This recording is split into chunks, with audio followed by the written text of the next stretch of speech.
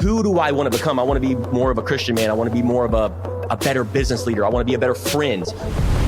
You are the average of the 5 people you allow influence you. Right. Well, it's the thing that's been keeping you safe. It's actually the thing that's keeping you stuck. Yeah. And it doesn't, like I said earlier, it's miserable to be comfortably stuck. And this is 1% better every day. We talk about this, which compounds to that 37% over a year. So understanding that, I'm like, okay, what do I need to work on today? Do I need to apologize to somebody? Do I need to show up more in kind and compassion and loving? If you don't have that mentality of growth, if we're not growing, then we're dying. And so that's always been embedded in my mind.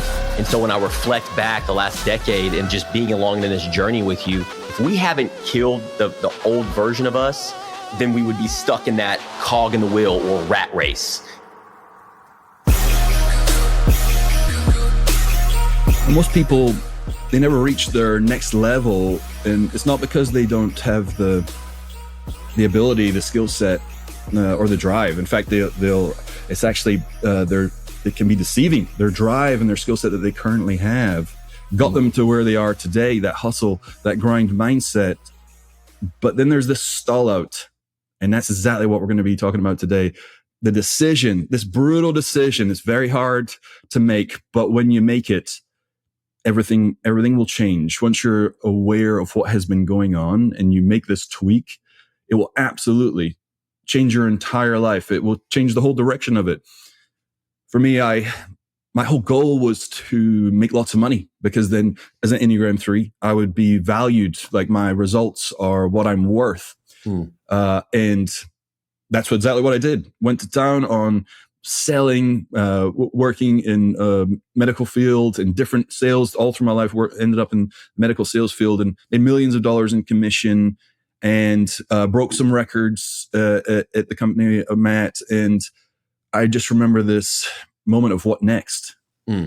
What got me here will not get me to the next level.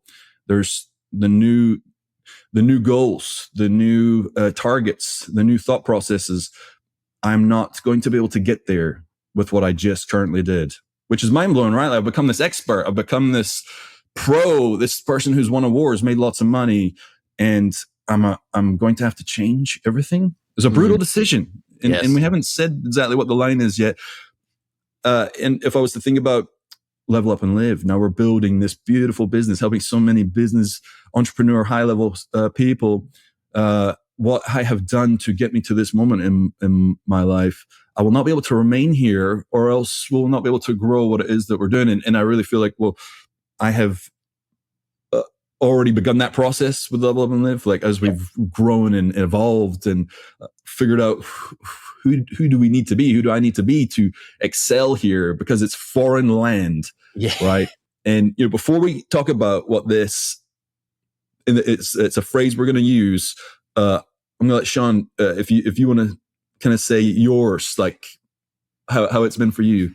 Yeah, no. So when I'm hearing you share this story, I couldn't agree with you more. And I think there's one word that I've been like saying a lot lately, which is growth. If you don't have that mentality of growth, if we're not growing, then we're dying.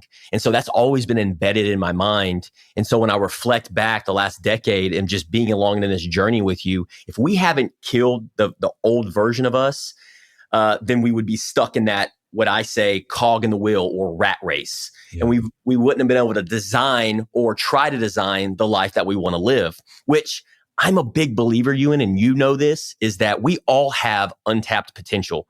I don't care if we in my mind, it's like God is perfect, right? I'm an imperfect human being, and I'm striving every single day. That's my North Star. It's like, how can I align my actions? What I say, was it hurtful? Was it not hurtful? How can I kill that old version of me? Because I did not like how I said that, how I showed up, and how I approached that process. And so it's a journey every single day, the way I talk to my wife or best friend or business partner, or how I approach a meeting or a business deal or customers.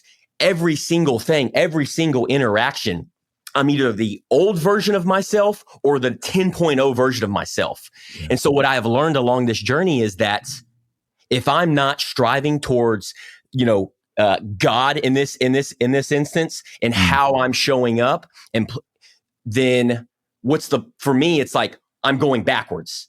And so, I couldn't agree with you more. Now, for everybody that's listening, I feel like you're in your teens or even in your 20s, and I want to tap into your mindset on this, Ewan. Is there a possibility, if you're in your teens or 20s, to understand this, to really grasp what are you guys talking about? 10.0 version of yourself, working on growth and becoming the best version of yourself. Like, what does level up and live mean? What does that look like? Yeah. Guys, I'm in the grind right now, Ewan. I'm making sales happen. I'm making more money than I've ever made happen before. I don't need to worry about that best version of myself or plugging myself into groups or coaching or mentoring, everything you guys are saying, but that's not me. I'm doing me right now, right? And I'm saying that because that was me in my teens and 20s. I think it's everybody. And you alluded to it. And so now is the time. So what is the brutal decision? You totally alluded to it. You must kill the old version of yourself. And so when does that start then? Is it when you get older? Well, you're getting older every single minute, right? So if you're asking teen, 20-year-old, 30-year-old, if you're 60 listening to this and you're, if you think about when you were 40, you don't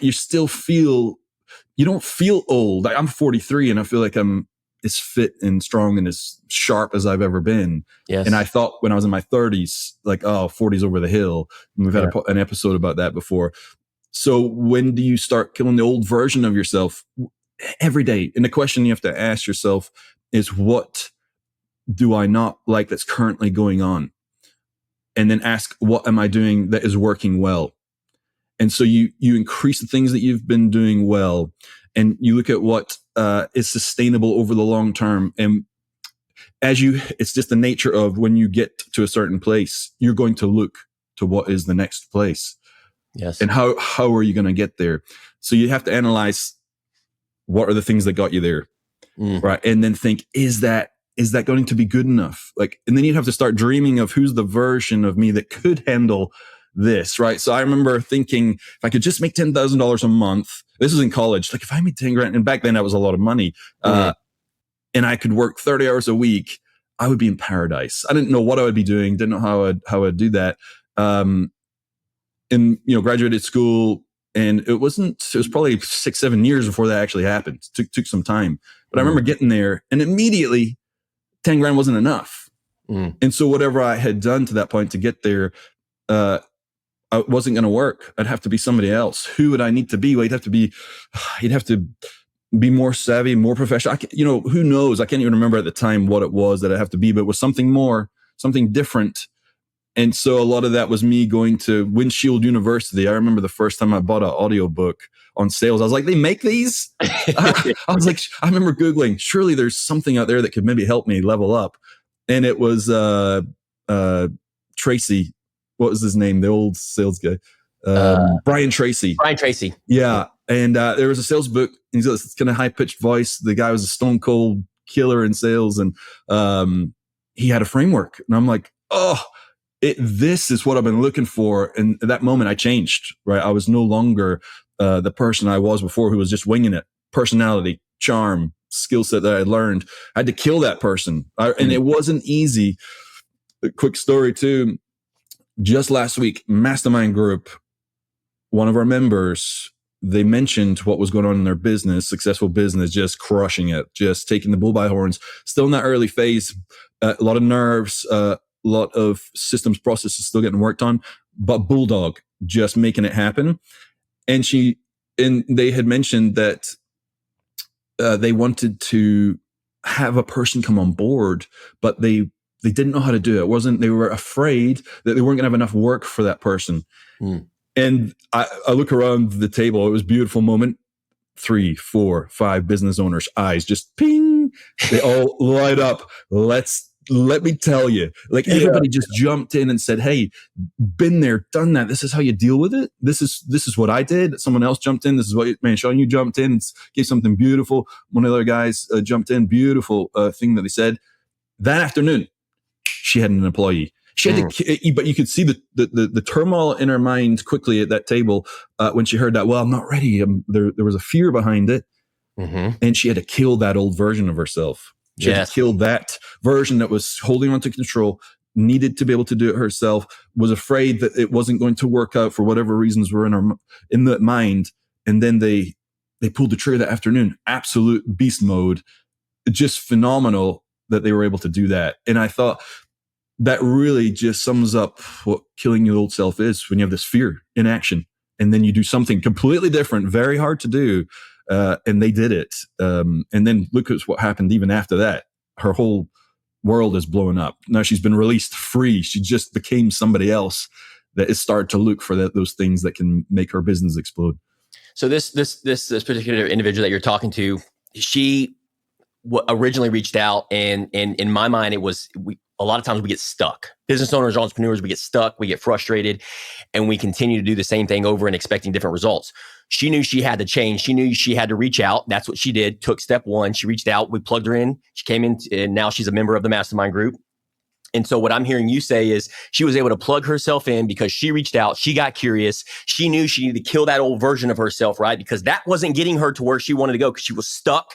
She was, unsure. There wasn't a lot of certainty. There wasn't a lot of guidance, a lot of support. Came into the group, and within a matter of weeks, like you said, she's experiencing these breakthroughs. So I'm curious with you, what would be the 3 biggest fears that you think that she experienced in by reflecting on the story that you had shared? That it's not only hers, but there's a lot of business owners and entrepreneurs out there that experience these 3 big fears. And I definitely entrepreneurs and business owners, but also everybody, but particularly entrepreneurs and business owners, because it's cutting edge, right? Like there's big consequences for their decisions, but that could even feel true to someone who is trying to just not eat burgers and fries anymore. But it's the same thing, which is loss of control. Fear of loss of control is petrifying, because, well, then what could happen? Turmoil, panic stations. This is exactly how I work. If I'm not controlling the direction of this, what's going to happen? I don't know. And we don't like what we don't know. Even if it would be good for us, we'll still stay in comfort, stuck comfort, as opposed to uncomfortable growth. It's a terrible place to be, but that would be number 1. Fear of judgment, fear of the unknown. It could be, there's many more, but those would be the 3 for me. Is just, well, it's the unknown. The loss of control really leads to the unknown. And then what happens at the end of all that? Well, people are watching, and you're going to be judged. And if you're judged, you might be judged harshly. And that means no love. That means isolation, loneliness, laughed at, embarrassment. All the things I'm saying, that's how I think. Like those are all the things if I fail here, well, it's going to be embarrassing. People are watching. And so you have to become a different person that doesn't care about that anymore. Yeah. Can you speak to that? So you had mentioned that, and you had told me that behind the scenes before. It's like that fear of rejection, that fear of judgment. You are an achiever. And if you look at what drives you, that is part of what drives you. It's like, okay, you got to have the accolades. You got to have the cars and the houses. You've overcome that by killing that old version of yourself. You don't have to have that. You've reframed your mindset. It's a new narrative. It's a new story for you. But I'm sure that continues to show up for you being an achiever. And when it does, that fear of rejection, when you put yourself out there, what is one tip or one process that you go through now to help overcome yourself when you're like, you know what? I'm going to ask this business owner, to be on the podcast, or I'm going to put myself out there on a video or content. I may not get any likes or any comments, or somebody may not reach out to me. All that is rejection. Yeah. So how do you overcome that? Because you're not the only one experiencing that. There's other people listening to this right now that are that have that big fear and rejection. This might be a skewed version to answer that, but it will explain very well how the process is for me. So, had a big house in the past, 3,500 square feet in Scotland. That's a McMansion. 1,100 square feet in Scotland is a pretty big house, and so it's like it's 3 times the size of the house that I grew up in, right? Had the BMW 550i, not just the 3 Series, the 5 Series, right? Because that would be more prestige, which means I'm valuable. I that's not true, right? Like ultimately I know there's something false. There's something not authentic about that. It's a defensive move, and everybody does this in their own way. We maybe it's withholding emotions. Maybe it's with, for Enneagram mates, and you've talked about this. It's like, well, I'll have more control so I don't get harmed. And for me, well, I'll be successful so people don't leave me. They want to be around me so I don't get harmed. But I know that's not true, right? Like it's a defensive move. And when you're in defense mode, it's hard to grow. It's hard to be, killing the old version of you to step in, because it's hard. It can make you look bad, right? And we don't like that. And so what I've done systematically over the last number of years is I can't have this house mean something about me. And I can't have the car mean something about me. So long story short, I'll boil it down. Where I currently am now is in a cheap rental home, driving a cheap Toyota Camry. And I'm not sure if it's totally healthy yet, but it's an experiment of where I'm going with this. Never have I been more financially secure. I could go buy the things, but I know then I would only be doing that to be accepted by others, so that I could let them know that I was successful. So in my personality, to like my personality type with the Enneagram 3, to be seen in this cheap house, cheap car, well, then that means I must be cheap. But I know that's not true, right? So that's why I'm doing this, so that I can sit and know that I'm valuable, even though my surroundings and what may look like to other people might not look like success. Because I have to know for me that I'm valuable, like I'm worthy just for being alive. And that's been the experiment for me. And so, that would be an indicator for me. Like I'm killing the old version of myself that needs to have, and there's nothing wrong with having those things. P.S. I'm not saying that this is just an experiment for me, and to make sure that if and whenever I get those things again, that it wasn't for anybody else except for my own enjoyment. And it's so interesting for you as an Enneagram 8, does not resonate, I don't think, at all. For you, it's more, you would have your car and house. You have zero interest in what people think about you having that. It's not relevant for you in your Enneagram number. It's about that you are in control of your life, and that you have comfort in the things that you love, and no one can dictate anything for you. And so, which is beautiful, PS too. And you nailed it. You executed it right on. But here's the flip side of that, right? Being at 38 years of age and just had a birthday, Groundhog Day. And so now I'm reflecting back and going, how do I see, this is the question I ask myself. How do I consistently kill the old version of myself? Because who I was yesterday is who is not going to get me to where I want to go in the future, right? And this is 1% better every day. We talk about this, which compounds to that 37% over a year. So understanding that, I'm like, okay, what do I need to work on today? Do I need to apologize to somebody? Do I need to show up more in kind and compassion and loving? And so for me, I've learned it's like, okay, consistently reflecting back on how, like, where was I last week? And then where am I going this week? And so everything that you're saying, I couldn't agree with you more. One of the things when I heard you sharing your story of the house and the car and who, you've become in this journey, I'm curious, Ewan, man, that's so much wisdom. I hear this from other people that listen to the podcast, and they tell me in person, they're like, when they think of you, they think of this wisdom, this modern wisdom, and you're like, almost like, this, I just love talking to you, and everybody that listens to this, that knows you would say the same thing. But with all this wisdom and has led to the killing the old version of yourself, I'm curious along the way, it's like, did you do all this work by yourself? Did you journal? Did you listen to a podcast? Did you listen to a YouTube video? Did you plug yourself in, hire a coach?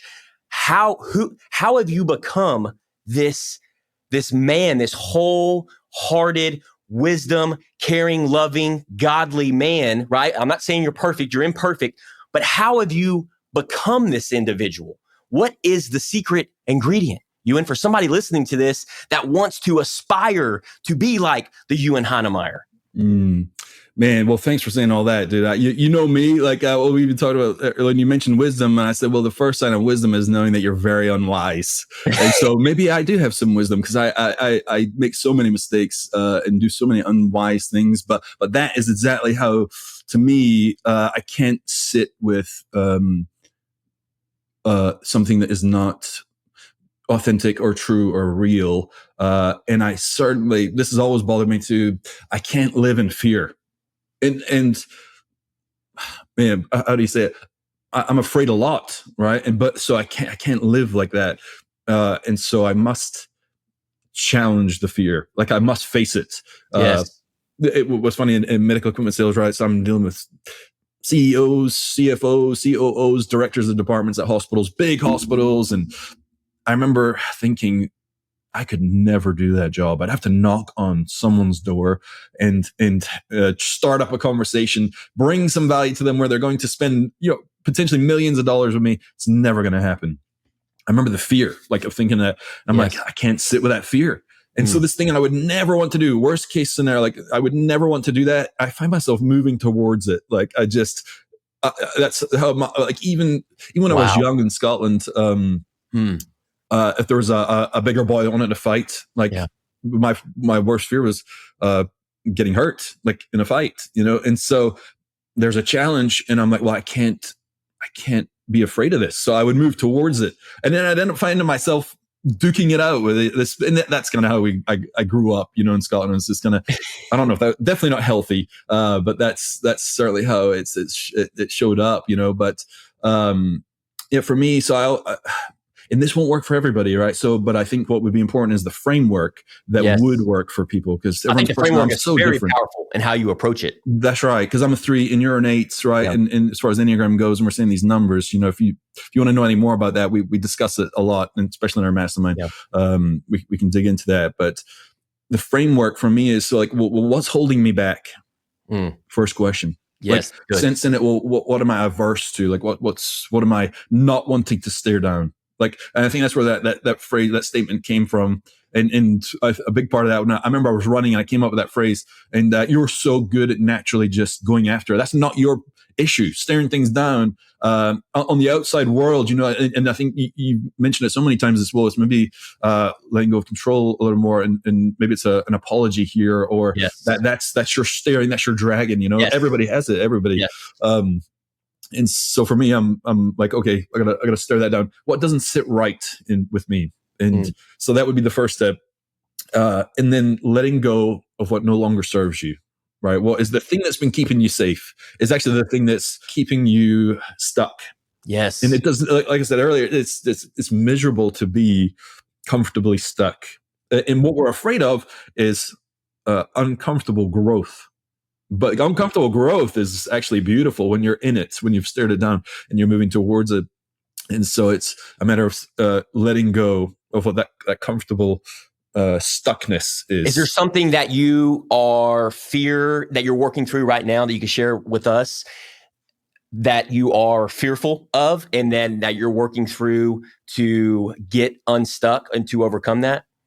Yeah, probably, man, so many things, dude. There's a long list. Yeah, to me, there's always venturing out into anything new, of course, right? That would be true for most people. Getting certified as an Enneagram coach. How do I really bring value to people? That makes me afraid, and that's why I'm doing it. Like, that's one of those things. That's a perfect example where I'm afraid of that. Speaking to people that I respect and having them maybe turn me down or rejection, and that's all I've ever dealt with the last 30 years. Right? I've been in sales since I was 16. I'm 43 now, and I've won awards every place I've ever been. I've gone to the top, and yet how come I still suffer from worrying about this? So I have my frameworks, and I always know I will gravitate towards still taking action on that. Like, I will ask that person. I will do what's difficult, because I know that's uncomfortable growth. But that, I don't know if it'll ever go away. Like, it's in my DNA, it's in my personality, and so if that's true, if you're always going to deal with it, is that your lot? Do you sit with that? Like, oh, it's just the way I am, so I'm not going to take any action. That will lead you to a place of hopelessness and depression and giving up, because you're not moving towards that uncomfortable growth. Exactly. So for me, those are just a couple things right there. And then taking immediate action. Whatever immediate action means to you, right? Because that could mean different things for different people. Sometimes it's a different thought process. Maybe it's a physical thing out here in the world, but taking immediate action on that. Like, what's one thing you do that could align with eradicating whatever it is that is holding you back? That first step. Yeah. What about for you? How do you do it? Don't make this about me. It's about you right now. Dude, I've yapped a lot today, dude. We got to get you in here, man. Which I love, man. My voice is clean now. No, for me, what I'm hearing you say is, though, it's beautifully said, man. I appreciate you being vulnerable there, and I'm sure people can resonate with this. I know I do. When you're going through these fears, and like you said, I agree with you. I couldn't agree with you more. That is one of my fears is hurting somebody. Here recently, me and you talk behind the scenes, and I know I can say things. I say things in transparency. So I say things that are raw and unfiltered. And so in the past, that burnt bridges, that ruined relationships. And I've had to really reflect on that and work through that and grow because of who the man I'm wanting to become. Right. Yeah. And so, and for me, that's spiritual. That's the spiritual humbleness and groundedness. And how did this other person receive that? And so am I perfect? That's wisdom, dude. That's wisdom right there. You're talking about wisdom. That's beautiful wisdom. Thank you. And I still struggle with it, man. But my fear is like that. My biggest fear is that as far as like where I'm like building these relationships and building like Level Up and Live, the community, the mastermind group, all these people that are coming into this and then like that are being whether influenced or inspired or they're aspired to do the things that we're doing and talking about is building these entire relationships 12 months, 2 years, 3 years, 4 years, and then I jacking it up by saying something that hurts them. That's my fear. So now I'm like, okay, well, nobody has the answers, right? Sean's got to go through this and kill the old version. And I literally I have the Bible and I read a page. I told myself I'm committed to a page every single day because that's who I need to become. I've plugged myself into a leadership form for church, right? Because I'm not going to have all the answers overnight. I have got to reflect, ask myself the questions. How can I overcome these things? And then plug myself into these environments because I just shared a social media across all social media platforms on this. See, like I've heard we've all heard you are the average of the 5 people you hang around. And to me, that's maybe a myth, but more importantly, like you are the average of the 5 people you allow influence you, right? And so you may be around those 5 people, but to me, it's like, okay, well, I'm kind of stuck in these 5 people. Like, I don't like that framing of it, that narrative. I like, well, I'm the average of the 5 people I allow influence me. So what does that mean? Who do I want to become? I want to be more of a Christian man. I want to be more of a better business leader. I want to be a better friend. Well, go plug yourself into those environments. Like the story that you shared with the young lady that is a new business owner, her putting herself out there. What I'm hearing you say is that's courage. Yeah. That's faith.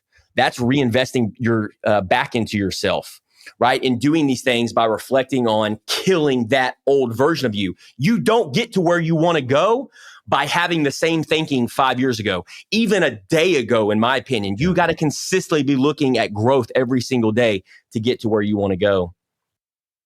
I think that's spot on. And it's not rocket science, not complex, but it's really hard, like, because it's difficult to whatever's easy for you. Well, it's easy. And we could speak to, well, I could do this. I got that. So this is my innate ability. But, and we could almost feel like I've got it all down. I'm not afraid of anything until you get that thing that you are petrified of, and everybody has it. And most people don't want to look at it, man. Like, no. And you don't even, a lot of people listening, even myself, if I was thinking about, I could be like, well, yeah, that's tough. But there's a couple things, if I really looked at it, I'd be like, oh, that's got my knees shaking, right? Yeah. Because I'm so afraid of that. Yeah. But that's the thing you got to pursue to kill, because that is your core fear and your core sin that is keeping you from being who you want to be. If you ever thought about, like, well, why is my results not where they are? Like, why are these things happening to me? Right. I'm currently here. I don't like this. How am I here? This is not fair. I've done all the things. Or, well, let me tell you, it's the fear, that deep fear that if you haven't labeled it yet, it's there. This needs to be discovered. And if you already know that what it is, well, then you can just go ahead and say, that's exactly what's keeping me from killing the old self. That's what's keeping me here with this old self, and putting that to death. Yeah. Is how you release yourself and become somebody else. And it is not easy. It's not fun. It takes a lot of work, and it's the thing you don't want to do. You know how hard it can't even get the words out your mouth when you're trying to do that thing that doesn't sit well in you. And so that's what we got to look for. And only the elite, only the brave will do it. Yeah. And I couldn't agree with you more. And I think it's also too, Ewan, like as we wrap things up, it's really, because we all experience these different things, right? Some of it's the fear of unknown, the fear of rejection, all these different fears that we experience. And we all go through this process, this journey of killing the old version of ourselves, becoming that 10.0 version, that imperfect action taker. And I have found that if you're okay going through this process, the narrative, the story, the way we reframe it's like, look, I'm going to jack things up. I'm going to make mistakes. But in those moments when I do I own up to them or do I not? Right? Or do I shame myself? Am I hard on myself? And a lot of times we put our tail between our legs, and then, we don't say that apology, and we don't stare it down. Like you said earlier, we don't write it down. We don't do these things. What do? We sweep it underneath the rug. We go take a vacation, or we go sip on alcohol, and we numb it. We numb the pain, and you'll never kill the old version of yourself. And here's what I'll wrap it up with this. I'll share my final thoughts. Is that I'm so grateful for our friendship, Ewan, because these are therapy sessions, right? I mean, at the end of the day, it's like having these conversations. I know it's a podcast, and we're just airing our dirty laundry, hoping that it makes an impact in serving people around us, and we know it has. Yeah. But I feel like that's what allows us to level up and become the best version of ourselves. And I would encourage everybody listening to this to have that one person or that group where you can share these things, because that's where you get it out, and you get that confirmation or that validation or that experience or guidance from somebody else that's been where you're wanting to go down. See, I didn't go to church. I wasn't raised in church. I didn't read the Bible. I didn't do any of these things until my 30s. And then you started speaking spiritually. You were like this, you had this wisdom and the spiritual because you had been through it. You had walked through it. Yeah. So there's no way I am where I am today if I don't have a spiritual leader, a friend in my life like you that is able to mustard seed little things. Maybe I don't listen to everything, but I apply just one or two different things over time. And by me and you talking it out, I can put systems and processes in place and work through it in my own, like you said, my own framework. Yeah. So everybody listening to this, you have the power within you to come up with your own framework. And if you need help with this, if you need assistance or guidance, me and you are here. DM us, text messages, and drop us in the comment, like what you're struggling with as far as, is it fear? Is it rejection? Is it self-doubt? Because we've all been through these things, and we're just here to guide and share our own personal testimonies and stories and help you get to that 10.0 version of yourself. Yeah. Amen, man. And for me, yeah, DM us. What do you need to let go? Like, What is it? What is that thing you need to realize that's holding you back? And ask yourself the question, are you ready? And I'm asking you, are you ready to make a difference? Are you ready to make the change? Because the uncomfortable growth is where all the magic's, where the glory is at. And if you don't, it's sitting in comfortable stuckness. That's your two choices. There's no alternative. So hit us up, screenshot the show, and let us know on the social handles. Be brave, be bold. It was hard for me today to release that, but it feels great. Let me tell you. Yes. And so, like Sean said, reach out to us. We'd love to chat. And this is our mission, our purpose. Amen to that, brother. Well, outside of that, thank you so much for listening all the way through. You are a true top 1%er. If you listen all the way through the show, make sure you share this with somebody that may be experiencing one of these feelings or thoughts or emotions that may need help. Our goal is to equip, connect, build relationships, build community, and like Ewan said, level up and live our best lives, becoming the 10.0 version of ourselves, killing the old version of ourselves. So we greatly appreciate you. And outside of that, level up and live. Level up and live.